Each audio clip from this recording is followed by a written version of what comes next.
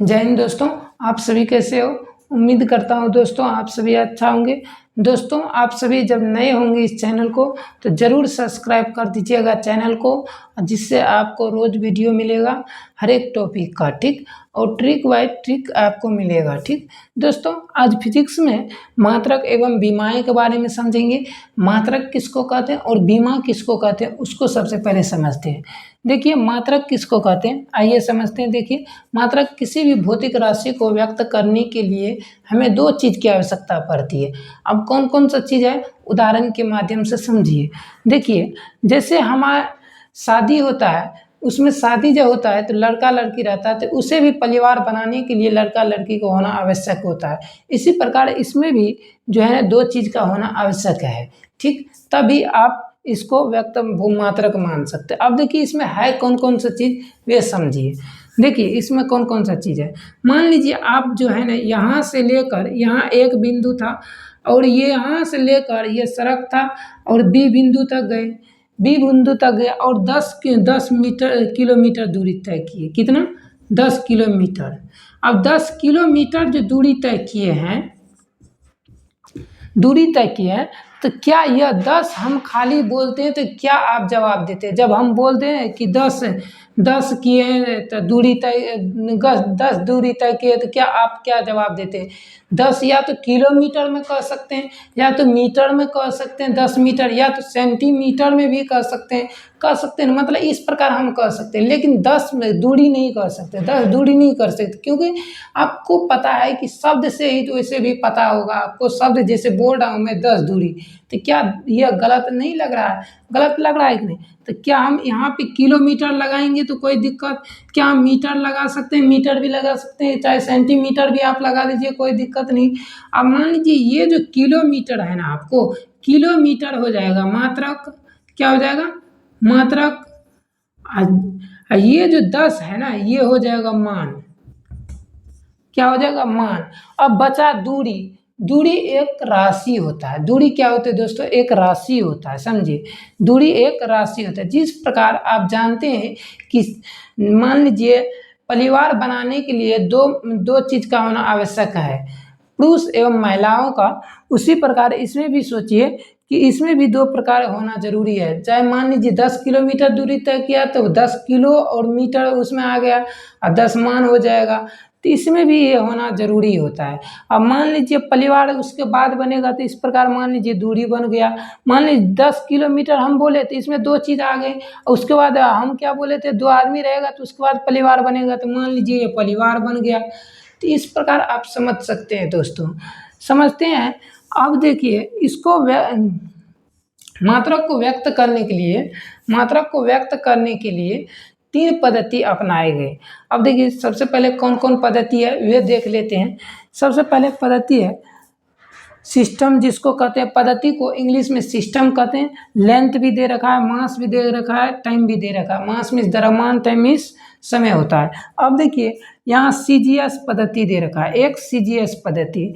CGS पद्धति जिसको हम सीजीएस सिस्टम भी कह सकते हैं, इसका फुल फॉर्म होता है सेंटीग्राम सेकेंड होता है। सेंटीग्राम सेकेंड होता है। अब देखिए क्या दोस्तों, हम सेंटी जो होता है इसको क्या हम नहीं लंबाई में नाप सकते हैं? नाप सकते हैं कि नहीं? अब मान आपको उदाहरण भी देंगे कैसे नाप सकते हैं, आप धर पा रही है मत। अब देखिए क्या ग्राम को द्रव्यमान नहीं कर सकते हैं? क्या सेकेंड को समय नहीं कर सकते हैं? हम वैसे ऊपर भी लिख भी दिया हूँ दोस्तों आप सभी के लिए, टेंशन मत लीजिए। अब मान लीजिए इसको कह सकते हैं, उदाहरण स्वरूप आपको समझा रहा हूँ। मान लीजिए ये गैस वाली पाइप है, आप गैस वाली पाइप है। अब देखिए इसको हम बोलेंगे दोस्तों कि 1 सेंटी में नापिए बराबर, आपको पता है कि 1 फुट बराबर 30 सेंटी होता है कि नहीं? आपको पता है। अब मान लीजिए ये 30 सेंटी है, तो इसको मापने के लिए कितना छोटा छोटा से नाप सकते हैं, इतना छोटा छोटा फीता लगा के नाप सकते हैं। इस प्रकार नाप सकेंगे तो इसमें हमको क्या समय ज़्यादा लगेगा क्या नहीं? वास्तविक में जब इसमें समय लगेगा तो भाई इससे अच्छा है कि क्यों नहीं हम फुट मीटर में नाप लें। तो फिर दूसरा आ जाता है मीटर। अब मान लीजिए मीटर में आ गया, ये मीटर में जब नापेंगे, अब MKS पद्धति जिसको कहते हैं। अब देखिए जब MKS सिस्टम जो होता है यह मीटर किलोग्राम सेकेंड होता है। जब मीटर को नापेंगे तो हम लंबाई में नापेंगे, द्रव्यमान में इसको किलोग्राम को मापेंगे, इसको क्या करेंगे समय में, समय के अकॉर्डिंग।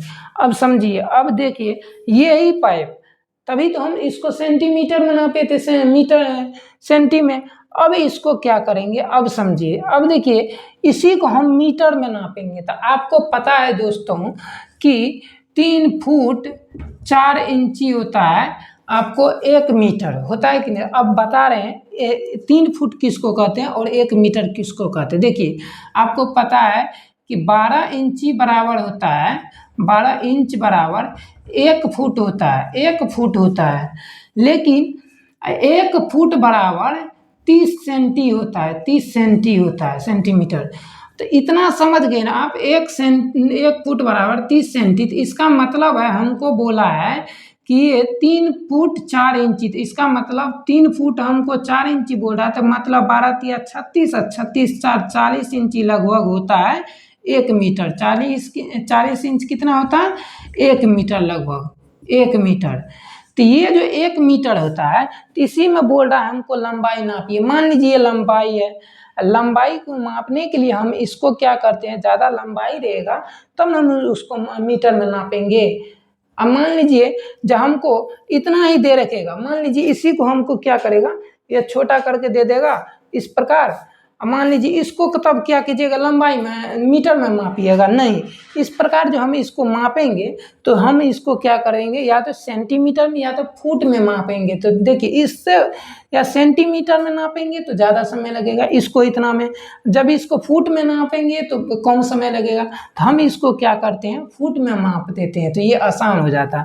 तो हमें अभी क्या लंबाई मीटर में चाहिए ना, तो मीटर में मापने के लिए कम से कम 1 मीटर होना चाहिए, कम से कम 1 मीटर होना चाहिए। मान लीजिए 1 मीटर है, 1 मीटर जो है तो इसको हम माप सकते हैं, कोई दिक्कत नहीं। अब मान लीजिए इसी प्रकार एक FPS पद्धति है तीसरा नंबर में, जिसको FPS सिस्टम भी कहते हैं, फुट पाउंड सिस्टम कहते हैं। इसको भी हम क्या करते हैं, फुट में नापते हैं। आपको बताएं कि 1 फुट होता है 12 इंच दोस्तों, 12 इंच लगभग इतना हो जाएगा, इतना। ठीक, ये जो ऊपर दिखाई दे रहा है ना आपको पोजीशन, ये इतना हो जाएगा 12 इंच। ठीक है, तो ये 12 इंच हो जाएगा, मतलब 1 फुट हो जाएगा। इसलिए यहाँ बोल रहा है FPS मतलब फुट पाउंड समय, सेकेंड जिसको कहते हैं, इसको हम माप सकते हैं।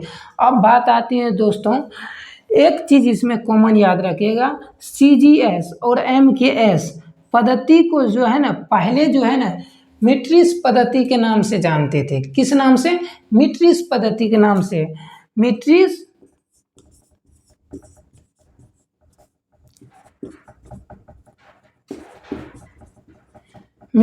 सिस्टम के नाम से जाने जाते थे। और जब एक ही बच गया FPS पद्धति से, FPS पद्धति को जो है ना ब्रिटिश सिस्टम के नाम से जाने देते थे, ब्रिटिश सिस्टम के नाम से, सिस्टम के नाम से। अब ये दोनों समझ गए, आप तीनों समझ गए होंगे दोस्तों। अब बात आती है SI मात्रक की।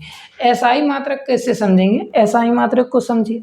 देखिए SI मात्रक जो है, इसकी आविष्कार कैसे हुई थी ये समझते सबसे पहले। देखिए 1960 ईस्वी में जो है ना, फ्रांस की राजधानी जहाँ पेरिस पड़ता है, वहाँ पे मापतोल की क्रिया चल रही थी।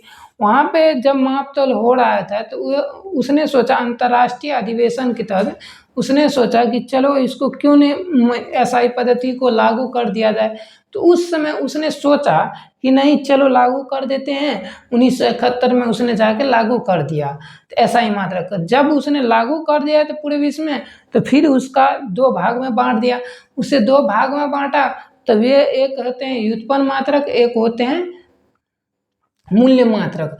जिसको मूल्य मात्रक को आप आधारी मात्रक भी कह सकते हैं, और व्युत्पन्न मात्रक का दूसरा नाम आप संपूरक मात्रक भी कह सकते हैं। तो देखिए संपूरक का 2 होते हैं, उसका भी भाग, और इसे भी 7 भागों में बांटा गया है। अभी ये कौन कौन सा होते हैं, आधारी मात्रक जिसको हम मूल्य मात्रक भी कहते हैं, वे अगले क्लास में समझेंगे।